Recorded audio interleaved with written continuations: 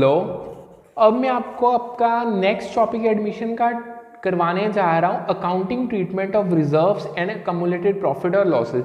यानी कि अगर आपको बैलेंस शीट में आपके पास कोई रिजर्व्स हैं या कम्युलेटेड प्रॉफिट एंड लॉसेस, उनको कैसे ट्रीट किया जाता है। सबसे पहले देखो, अगर तो आपके पास रिजर्व्स या प्रॉफिट्स हैं, उसको डिस्ट्रीब्यूट कर दिया जाता है ओल्ड पार्टनर्स कैपिटल अकाउंट में, क्योंकि वो ओल्ड पार्टनर्स की बदौलत ही बने हैं, सो उस पे उनका ही हक है। So entry will be general reserve account debit, reserve fund account debit, profit and loss का क्रेडिट बैलेंस जो कि प्रॉफिट होता है to old partners capital account. Simple है, रिजर्व फंड हो गया या प्रॉफिट है, उसको डिस्ट्रीब्यूट कर दो ओल्ड पार्टनर्स के कैपिटल अकाउंट में, वो पार्टनर्स के कैपिटल अकाउंट पे क्रेडिट साइड पे शो होंगे। नेक्स्ट वो कहते हैं for distributing losses among old partners in old ratio. देखो, जैसे हमने प्रॉफिट्स को डिस्ट्रीब्यूट किया और अकमुलेट जो रिजर्व से उनको किया डिस्ट्रीब्यूट, सिमिलर वे में अगर आपके पास कोई अकमुलेटेड लॉसेस आ जाते हैं पार्टनर्स के अमंग, उनको भी चार्ज कर लिया जाता है। उसकी जो जर्नल एंट्री आती है old partners capital account debit to profit and loss का डेबिट बैलेंस जो कि लॉस होता है, to advertisement suspense, to deferred revenue expenditure. यानी अगर इनमें तीन में चीजों में से कुछ भी आ गया तो ये पार्टनर्स के कैपिटल अकाउंट के डेबिट साइड पे शो होंगे। ओके, नेक्स्ट आता है, ये तो थे जो जनरल रिजर्व। अगर तो आपके पास कोई स्पेसिफिक रिजर्व आ जाए, उसका ट्रीटमेंट कैसे किया जाता है। For distributing surplus of specific reserves account. अब स्पेसिफिक रिजर्व्स में आपके पास जो सरप्लस बचता है ना, ये बेसिकली दो ही ज्यादा आते हैं इस चैप्टर में, वर्कमैन कंपेंसेशन रिजर्व हो गया और इन्वेस्टमेंट फ्लक्चुएशन रिजर्व हो गया। इसकी जो जर्नल की जाती है, जो इसमें सरप्लस बचा, यानी दोनों रिजर्व्स को पर्टिकुलरली डेबिट कर दिया जाता है टू ओल्ड पार्टनर्स कैपिटल और करंट अकाउंट। ये डिपेंड करता है पार्टनर्स की कैपिटल फिक्स है या फ्लक्चुएटिंग है। यानी कि जितना इन रिजर्व्स का सरप्लस बच गया, उसको हम पार्टनर्स के कैपिटल अकाउंट की क्रेडिट साइड में डिस्ट्रीब्यूट कर देंगे। Next, entries for reserves and accumulated profit और losses must be passed even question is silent on this point. अगर तो आपको क्वेश्चन में कुछ भी नहीं मेंशन किया हो इनके रिगार्डिंग, तब भी इनकी एंट्रीज क्वेश्चन में पास की जाती है। नेक्स्ट, एम्प्लॉय प्रोविडेंट फंड हो गया, एम्प्लॉय का सेविंग अकाउंट हो गया, appearing on the liability side of balance sheet, not to be distributed as they are not reserves but are outside liability. देखो, अगर आपको बैलेंस शीट में आपकी लायबिलिटी साइड पे एम्प्लॉय का कोई प्रोविडेंट फंड है या एम्प्लॉय का कोई सेविंग अकाउंट है, इसको कभी भी डिस्ट्रीब्यूट नहीं किया जाता, क्योंकि ये कोई रिजर्व नहीं है, ये बेसिकली आउटसाइड लायबिलिटीज है। अब हम पर्टिकुलरली वर्कमैन कंपेंसेशन रिजर्व को उठाते हैं, उसका क्या ट्रीटमेंट होता है, क्योंकि इन रिजर्व्स के अगेंस्ट ना क्लेम हो सकता है। सो सबसे पहले अगर हम चेक करें तो वर्कमैन कंपेंसेशन रिजर्व का ट्रीटमेंट देखते हैं। देखो, अगर तो कोई क्लेम नहीं है रिजर्व के अगेंस्ट, तो हम सारे के सारे वर्कमैन कंपेंसेशन रिजर्व को डिस्ट्रीब्यूट कर देंगे टू पार्टनर्स कैपिटल अकाउंट, यानी कि पार्टनर के कैपिटल अकाउंट के क्रेडिट साइड पे शो होगा। अगर तो क्लेम अराइज होता है और क्लेम का अमाउंट कम है रिजर्व से, सो जो एंट्री आएगी workman compensation reserve account debit to provision for workman compensation claim account, जितना उसका क्लेम है, और जो रिजर्व से क्लेम का अमाउंट माइनस करने के बाद जो बैलेंस बच गया, उसको हम पार्टनर्स के कैपिटल अकाउंट में डिस्ट्रीब्यूट कर देंगे और ये पार्टनर्स के कैपिटल अकाउंट में क्रेडिट साइड पे शो होगा। नेक्स्ट, अगर तो क्लेम का अमाउंट वर्कमैन कंपेंसेशन रिजर्व के बिल्कुल बराबर है, तब हम क्या करेंगे, सारे के सारे रिजर्व को हम ट्रांसफर कर देंगे to provision for workman compensation claim account, यानी कि पार्टनर्स के कैपिटल अकाउंट में कुछ भी शो नहीं होगा।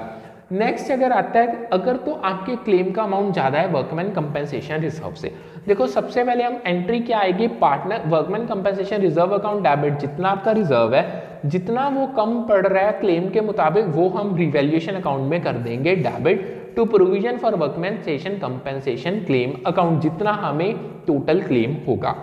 नेक्स्ट, जो ये रिवैल्यूएशन अकाउंट में डेबिट हुआ उसको हम पार्टनर्स के कैपिटल अकाउंट में ट्रांसफर कर देंगे डेबिट साइड पे, उसकी जर्नल आ जाएगी partners capital account debit to revaluation account, loss transfer to capital account of old partners in old profit sharing ratio. यानी बेसिकली ये तो लॉस होगा क्योंकि रिजर्व तो इतना था ही नहीं, फिर ऑब्वियस बात है वो पार्टनर्स को ही बियर करना पड़ेगा। नेक्स्ट आता है ट्रीटमेंट इन्वेस्टमेंट फ्लक्चुएशन रिजर्व का। देखो, सिमिलर वे में इन्वेस्टमेंट फ्लक्चुएशन रिजर्व इसलिए बनाया जाता है ताकि जो बुक वैल्यू और मार्केट वैल्यू ऑफ इन्वेस्टमेंट की फ्लक्चुएशंस को संभाला जा सके। देखो, सबसे पहले अगर तो आपकी बुक वैल्यू आपकी मार्केट वैल्यू के बराबर है, तो हम क्या करेंगे, उस टाइम पे हम सारे के सारे इन्वेस्टमेंट फ्लक्चुएशन रिजर्व को डिस्ट्रीब्यूट कर देंगे पार्टनर्स के कैपिटल अकाउंट में in old PSL. Second case आता है, अगर तो मार्केट वैल्यू आपकी कम है बुक वैल्यू से, तब क्या ट्रीटमेंट करना होगा। वो कहते हैं this depends upon quantum of decrease. अब जो आपकी मार्केट वैल्यू कम हो रही है वो कितनी वैल्यू से डिक्रीज हो रही है, ये ट्रीटमेंट उस पर डिपेंड करता है। देखो अगर तो आपका फॉल इन वैल्यू आपके रिजर्व से कम है, यानी आपका रिजर्व ज्यादा है, आपकी वैल्यू कम डिक्रीज हुई है, तब तो हम क्या करेंगे, IFR account debit to investment account, जितनी वैल्यू डिक्रीज हुई है, टू पार्टनर्स कैपिटल अकाउंट, जो वैल्यू बच गया रिजर्व में वो डिस्ट्रीब्यूट कर लेंगे। अगर तो जितनी आपकी वैल्यू रिड्यूस हो रही है वो आपके रिजर्व के बराबर है, तो हम सारा का सारा रिजर्व इन्वेस्टमेंट अकाउंट में ट्रांसफर कर देंगे। अगर आपकी जो वैल्यू डिक्रीज हो रही है वो ज्यादा है आपके रिजर्व से, तो हम क्या करेंगे, रिजर्व को डेबिट कर देंगे, जितना ज्यादा अमाउंट है वैल्यू का वो हम रिवैल्यूएशन अकाउंट में डेबिट कर देंगे टू इन्वेस्टमेंट अकाउंट। यहाँ पे पूरा एंटायर का एंटायर अमाउंट जितना बनता है वैल्यू फॉल होने का वो इन्वेस्टमेंट अकाउंट में ट्रांसफर हो जाएगा। ओके, नेक्स्ट आता है, वो था जब आपकी मार्केट वैल्यू कम है। अब नेक्स्ट आता है अगर आपकी मार्केट वैल्यू ग्रेटर है आपकी बुक वैल्यू ऑफ इन्वेस्टमेंट से, यानी इसके लिए आपको 3 entries need to be pass, 3 entries आपको पास करनी पड़ेगी। सबसे पहले हम क्या करेंगे, IFR को डिस्ट्रीब्यूट कर देंगे पार्टनर्स के कैपिटल अकाउंट में ओल्ड रेशियो में। नेक्स्ट हम क्या करेंगे, investment account debit to revaluation account, हम अपनी इन्वेस्टमेंट के अमाउंट को अपनी बुक वैल्यू के अमाउंट के बराबर लेके आएंगे to bring up the value of investment to market value, यानी बेसिकली मार्केट वैल्यू को इंक्रीज करेंगे। नेक्स्ट हम क्या करेंगे, रिवैल्यूएशन में जो वैल्यू इंक्रीज होगी उसको हम पार्टनर्स के कैपिटल अकाउंट में क्रेडिट कर देंगे। तो ये तो था सिंपल वे में ट्रीटमेंट वर्कमैन कंपेंसेशन रिजर्व का, इन्वेस्टमेंट फ्लक्चुएशन रिजर्व का, और अगर नॉर्मल कोई अकाउंटिंग प्रॉफिट और रिजर्व्स आपको सम पे आ जाए। अब इस चीज की आप क्लैरिटी की ज्यादा प्रैक्टिकल सम से होगी। सो अब हम एक सम करने जा रहे हैं एडमिशन के टाइम पे, एडमिशन ऑफ पार्टनर, उस टाइम पे वर्कमैन कंपेंसेशन रिजर्व को किस तरीके से ट्रीट किया जाता है। ओके, सो सबसे पहले चेक करो, स्टेटमेंट में चेक करते हैं हमें दिया क्या हुआ है। हमें स्टेटमेंट में गिवन है X and Y are partners in the firm, 2 partner है X and Y. On 1 April 2022 they admitted Z as a partner, Z को एडमिट किया गया new partner, and new profit sharing ratios agreed at 3:1। अब तीनों का x Y Z का 3:1 का new PSR agreed हो गया।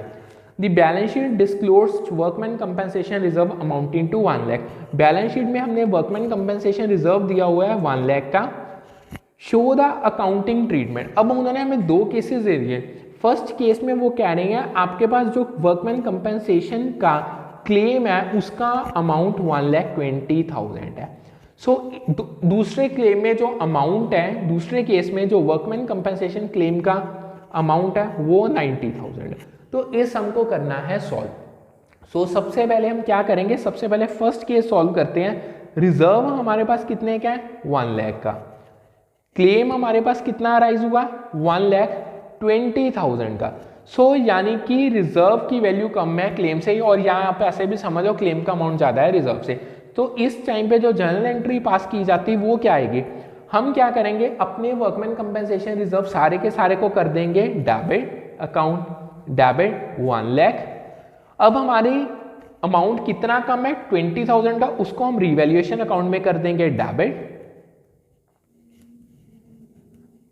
20,000, और सारा का सारा भेज देंगे to provision for workman compensation claim account, यानी 1,20,000।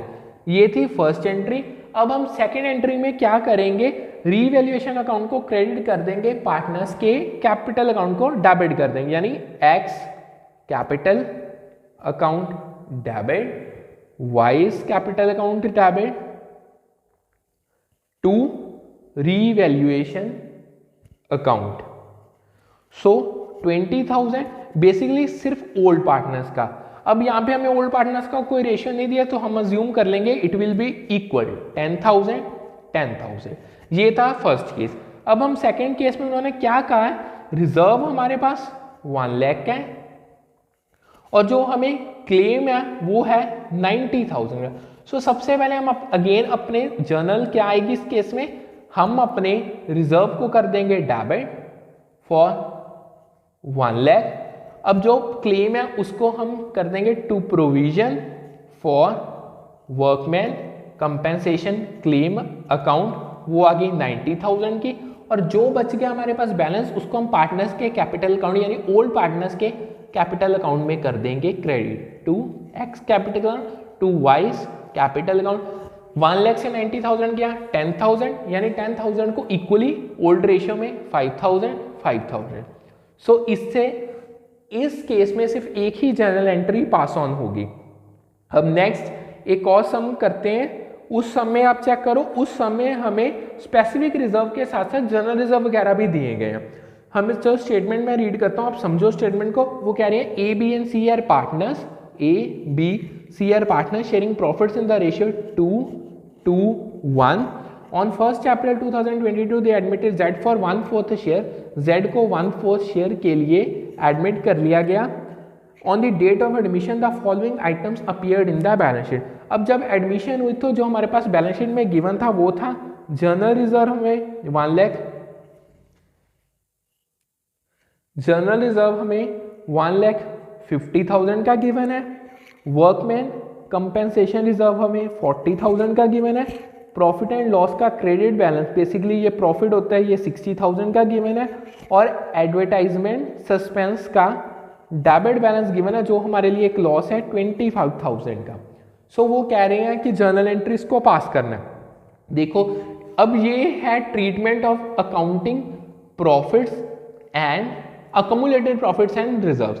देखो जो तो है हमारे पास रिजर्व्स और प्रॉफिट, उनको तो हम क्रेडिट कर देंगे पार्टनर के कैपिटल अकाउंट में ओल्ड रेशियो में, और जो लॉस है उसको हम चार्ज कर लेंगे पार्टनर के कैपिटल अकाउंट में डेबिट साइड पे। देखो बेसिकली यहाँ पे 3 प्रॉफिट्स हैं या रिजर्व्स कह लो आप, और एक लॉस है। सो हम इसके लिए 2 जर्नल एंट्रीज पास करेंगे। इनकी हम कंबाइन भी कर सकते हैं, अलग अलग भी कर सकते हैं। मैं आपको कंबाइन करके बताता हूं। जो एंट्री विल बी, सबसे पहले general reserve account debit, workman compensation reserve account debit, profit and loss का credit balance account debit.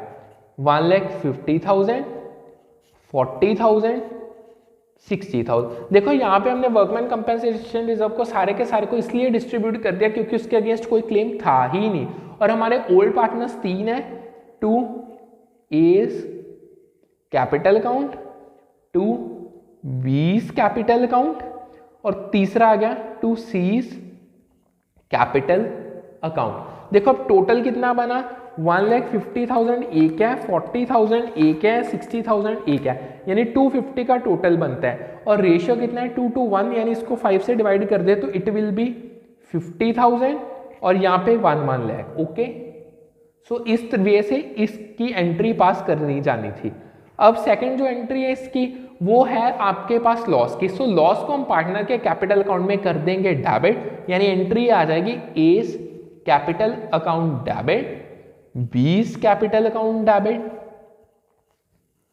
C's capital account debit, to advertisement suspense का डेबिट बैलेंस अकाउंट, वो है हमारे पास 25,000 का। देखो 25,000 का ओल्ड रेशियो में 5, यानी यहाँ पे आ गया आपके पास 5,000 और यहाँ पे आ गया 10,000 और 10,000। सो इस तरीके से अक्यूमुलेटेड प्रॉफिट्स और रिजर्व को डिस्ट्रीब्यूट किया जाता है और इस तरीके से लॉस को चार्ज किया जाता है। अब एक और सम करते हैं, that will belong to investment fluctuation reserve. आपको 2 इन्वेस्टमेंट फ्लक्चुएशन रिजर्व के क्वेश्चन करवाता हूँ। सबसे पहले हम स्टेटमेंट को रीड ऑन करते हैं। हमें स्टेटमेंट में दिया क्या हुआ है, हमें वो स्टेटमेंट में क्या कह रहे हैं, A and B sharing profit and losses in the ratio 3:2। They decided to admit C for 1/3 share. C को एडमिट किया गया फॉर 1/3 शेयर। बैलेंस शीट में हमें उन्होंने क्या दिया, हमें इन्वेस्टमेंट फ्लक्चुएशन रिजर्व दिया हुआ है 40,000 का, और हमें इन्वेस्टमेंट कॉस्ट पे दी है, इन्वेस्टमेंट कॉस्ट पे डेट इज 3 लाख की। ओके, इतना क्लियर हो गया आपको। नेक्स्ट वो हमें क्या कह रहे हैं, उन्होंने हमें कहा है, अब उन्होंने हमें केसेस दिए हुए हैं, 4 केसेस दिए हैं। सबसे पहला जो हमें केस नंबर 1 दिया हुआ है, फर्स्ट केस में उन्होंने हमें मार्केट वैल्यू दी है इन्वेस्टमेंट की, that is for 2,90,000। Second case में उन्होंने हमें मार्केट वैल्यू इन्वेस्टमेंट की दी है 2,45,000। थर्ड केस में हमें मार्केट वैल्यू इन्वेस्टमेंट की दी गई हुई है 3 लाख, और फोर्थ केस में हमें मार्केट वैल्यू इन्वेस्टमेंट की दी गई है 3,25,000। सो हमें हर केस में जर्नल एंट्री को पास करना है। सो सबसे पहले हम स्टार्ट करते हैं जर्नल फर्स्ट केस में। देखो फर्स्ट केस में बुक वैल्यू जो हमारे पास है वो इसे ही बुक वैल्यू कहते हैं, वो है 3 लाख की, और जो मार्केट वैल्यू है वो है 2,90,000 की, और रिजर्व दिया हुआ है हमें 40,000 का। सो आप चेक करो, देखो सबसे पहले ये 3 लाख और ये 290 जो डिफरेंस आया वो है 10,000 का। सो हम उस डिफरेंस को इन्वेस्टमेंट अकाउंट में क्रेडिट कर देंगे। सबसे पहले रिजर्व को करते हैं डेबिट, अकाउंट डेबिट 40,000, जो डिफरेंस है टू इन्वेस्टमेंट अकाउंट 10,000 का वो चला गया है इन्वेस्टमेंट में, और जो बैलेंस बच गया हम उसको पार्टनर्स के कैपिटल अकाउंट में क्रेडिट कर देंगे A's capital account to B's capital account in their old profit sharing ratio. अब देखो 30,000 बचा का 3:2 का रेशियो है, सो 30,000 को अगर हम 5 से डिवाइड करें इंटू यहाँ पे आ गया 12,000, यहाँ पे आ गया 18,000। सेकेंड में हमें क्या दिया गया, सेकेंड में हमें मार्केट वैल्यू 245 की दी है। देखो इन्वेस्टमेंट 3 की है और यहाँ पे 245, सो यानी जो -245 कर लो, 3 लाख से 245 को अगर माइनस किया यानी जो डिफरेंस आया वो आया 50,000 का। अब देखो रिजर्व हमारे पास 40,000 का, डिफरेंस 55 का आ गया। सो जो इनका डिफरेंस है उसको हम रीवैल्यूएशन अकाउंट में डेबिट कर देंगे। सो एंट्री आएगी IFR अकाउंट डेबिट 40,000, और 15,000 का जो डिफरेंस है उन दोनों में वो रिवैल्यूएशन अकाउंट में डेबिट हो जाएगा फॉर 15,000 टू यहाँ पे टू इन्वेस्टमेंट अकाउंट 55,000। अब इसकी एक और एंट्री आएगी, जो रिवैल्यूएशन में डेबिट किया उसको हम पार्टनर्स के कैपिटल अकाउंट में भी डेबिट करेंगे। A's capital account, B's capital account, okay, to revaluation account 15,000। 15 को अगर हम 5 पे डिवाइड करें, divided by 5 it will be 3, 3 3 जा 9,000, 3 2 जा 6,000, ओके। यहां पे ये कंप्लीट हो गया। अब हम अपना थर्ड केस कर रहे हैं। थर्ड केस में हमारे पास जो इन्वेस्टमेंट की कॉस्ट है 3 लाख और जो मार्केट वैल्यू है वो भी 3 लाख है, यानी कोई फ्लक्चुएशन है। सो इस केस में हम क्या करेंगे, अपना सारे का सारा IFR जस्ट डिस्ट्रीब्यूट कर देंगे क्योंकि वो कभी यूज हुआ ही नहीं। 40,000 to A's capital account to B's capital account. 40,000 को अगर 5 से किया 8 2 जा 16 और यहाँ पे 24।